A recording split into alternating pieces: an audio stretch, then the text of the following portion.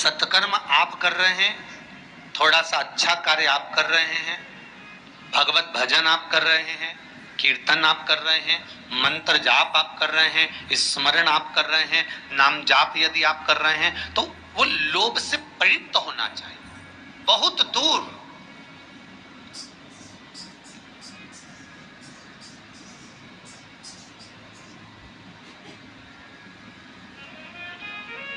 आपके भीतर वो उपजे ना।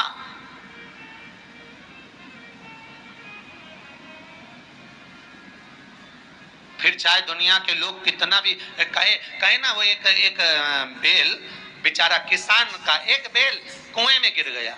अब कुएं में गिर गया तो किसान का बेल जब कुएं में गिरा तो ये देखा कि कुएं में से बेल को निकालना है। खूब मेहनत करी किसान ने बेल को निकालने की, पर वो बेल निकल नहीं रहा था। बहुत बहुत बहुत बहुत मेहनत करने के बाद भी वो बेल नहीं निकला। बहुत तक प्रयास करा गया पर बेल नहीं निकला।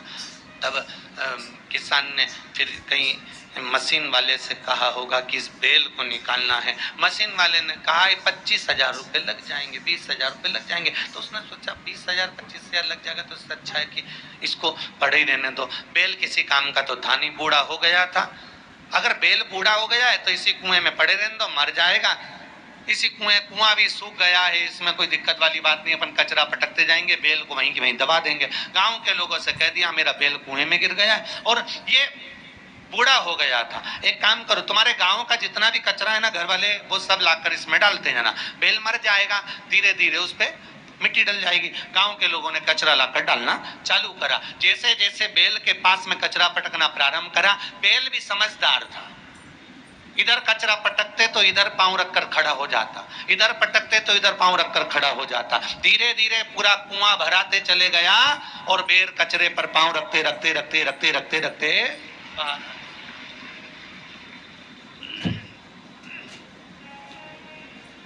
बेल कचरे पर पांव रखते रखते रखते रखते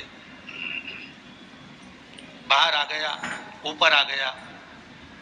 और जब वो ऊपर आया, निकल कर बाहर भाग गया, निकल कर बाहर भागा। बेल से हमको एक सीख लेना चाहिए, हमको एक चीज सीख लेना चाहिए। बुराई करने वाले कितनी भी बुराई करेंगे, निंदा का कचरा, बुराई का कचरा कितना भी पटकेंगे, हमको केवल उस पर पांव रखकर निकल कर बाहर की ओर चले जाना है और हमारे जीवन को सार्थक बना लेना है। Nivea soft light moisturiser.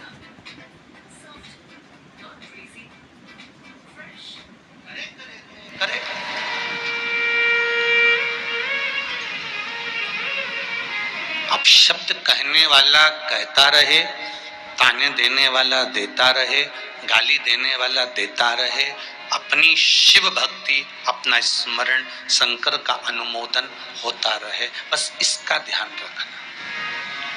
बैसाख के महीने में 9वीं तिथि को माता जानकी का प्रागट्य हुआ है पृथ्वी से।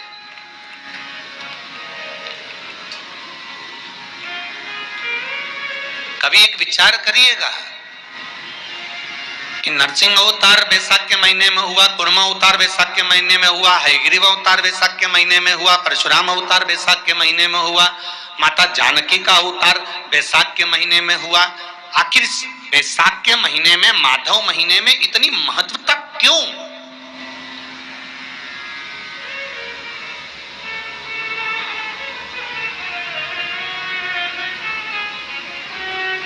बैसाख के महीने में पड़ने वाली एकादशी, चतुर्थी, प्रदोष, अमावस्या, पूर्णिमा, शिवरात्रि, ये सभी इतनी महत्वपूर्ण क्यों हो जाती है?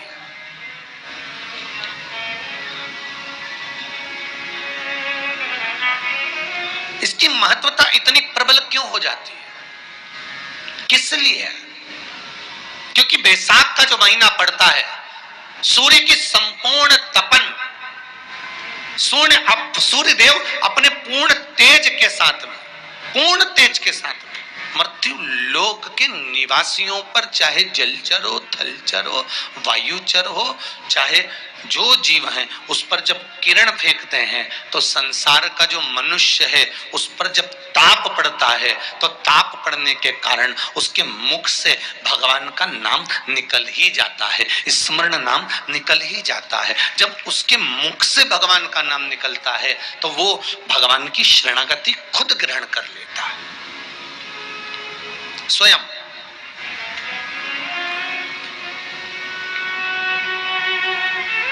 शरणागति ग्रहण कर लेना। बैसाख की पोथी पढ़ते हो आप लोग? आप में से अगर कोई पढ़ता हो बैसाख महीने की पोथी, तो उसमें एक वर्णन आता है,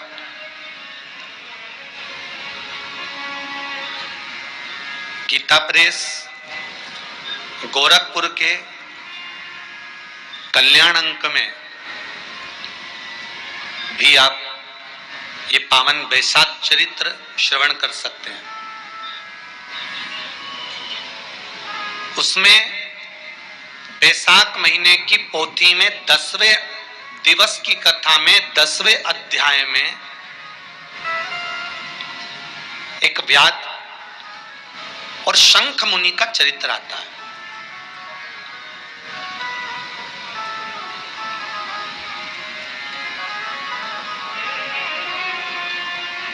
शंख मुनि एक बार निकलकर भगवान शंकर के मंदिर में जल समर्पित करने के लिए जा रहे थे और शिव मंदिर की ओर जाते जाते जाते जाते जाते जाते बीच मार्ग में चलते चलते चलते चलते और वो शंख मुनि जब शिव के मंदिर में पहुंचे, शंकर भगवान के मंदिर में जाकर उन्हें दर्शन किया,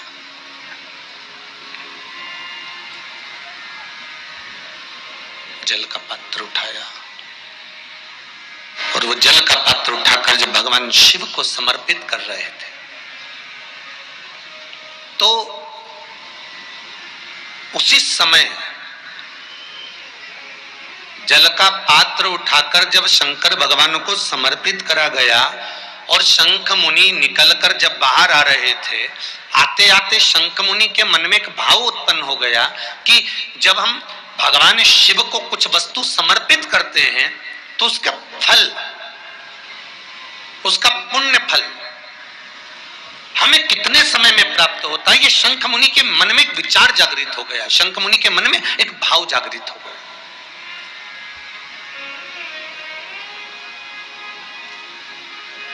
कई माताएं पशुपति व्रत करती हैं, कई ऐसी भी माताएं हैं जिन्होंने 2-3 बार पशुपति व्रत कर लिए होंगे, दूसरे को बताया, उसने व्रत करा, उसका हो गया, उसको फायदा भी मिल गया, और ये 3 कर ली, उसके बाद भी कुछ ना कुछ रह गया। तो इसके मन में आया कि बताओ, मैं भी व्रत कर रही हूँ, ये भी व्रत कर रहा है, ये भी व्रत को सुन कर रहा है, मैं भी व्रत कर रही हूँ, आखिर बात समझ में नहीं आती।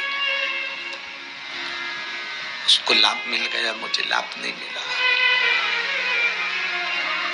उसको लाभ की अनुभूति होगी, मुझे लाभ की अनुभूति नहीं हुई।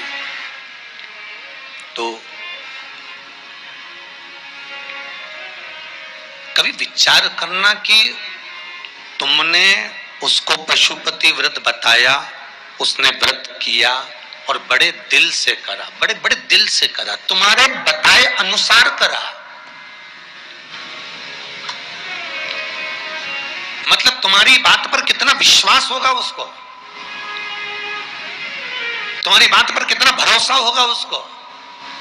और तुम्हारे बताए अनुसार उसने पशुपति व्रत कर लिया और उसका काम हो गया, और तुम 2 बार, 3 बार, 4 बार, 5 बार कर चुकी तो भी नहीं हुआ। उसका कारण क्या हो सकता?